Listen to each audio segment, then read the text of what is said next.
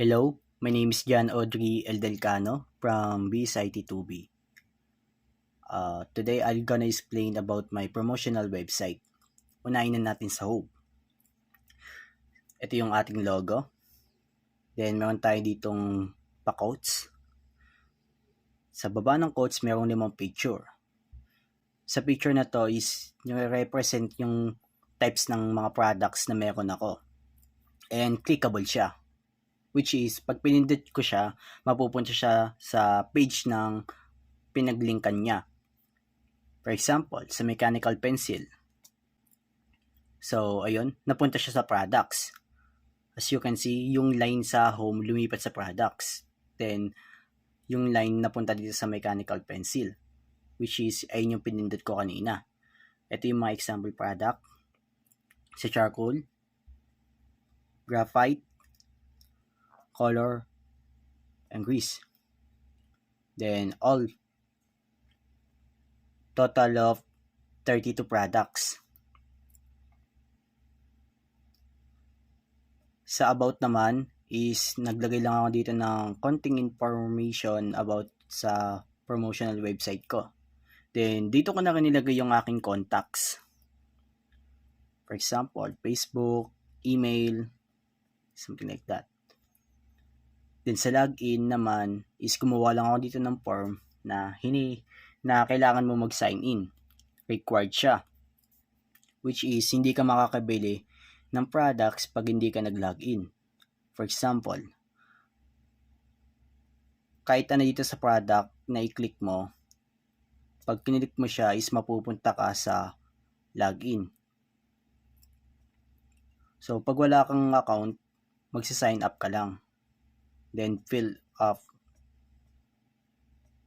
Pagtas mo ma-fill up, click register, then babalik ka sa login. Then, ilalagay mo na yung email and password. Then, submit. Pagka-submit mo, pwede ka na bumili ng products. So, explain ko naman kung paano ko siya nabuo. Unahin na natin sa home. Sa logo ko and sa quotes is gumamit lang ako dito ng header. Dito naman sa home, products, about, and login is ginamitan ko lang siya ng list of elements. Dito naman sa namang picture is naka-section siya or nakabukod siya kada picture.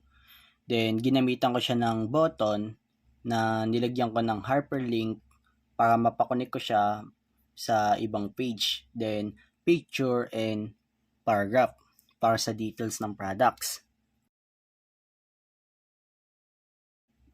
So, dito naman tayo sa products. Sa upper naman, itong sa taas na to is same code lang siya para same output yung kakalabasan. Then, sa baba niya is nagdagay lang ako ng categories, which is ginamitan ko lang siya ng list of elements din. Then, sa mga products is same lang din sa home na pag-present ko ng types ng products ko. Nakabuod siya kada picture. Then, ginamitan ko siya ng button, tapos pinasukan ko ng hyperlink, picture, and paragraph para sa details ng products. Then, dito naman tayo sa about. Sa about naman is simple lang yung ginawa ko dito. Naglagay lang ako dito ng header and paragraph. Then, konting design lang like margin, font size, color, something like that. Then, sa taas niya is same code lang din para same output. And lastly, dito naman tayo sa login form.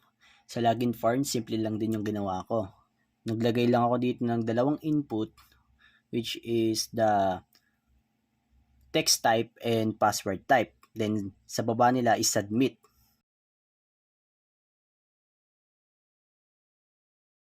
Then, sa pinakababa is nag-connect ako dito or naglagay ako dito ng hyperlink sa sign up. Para pag pinindot ko siya is mapupunta siya sa sign up form.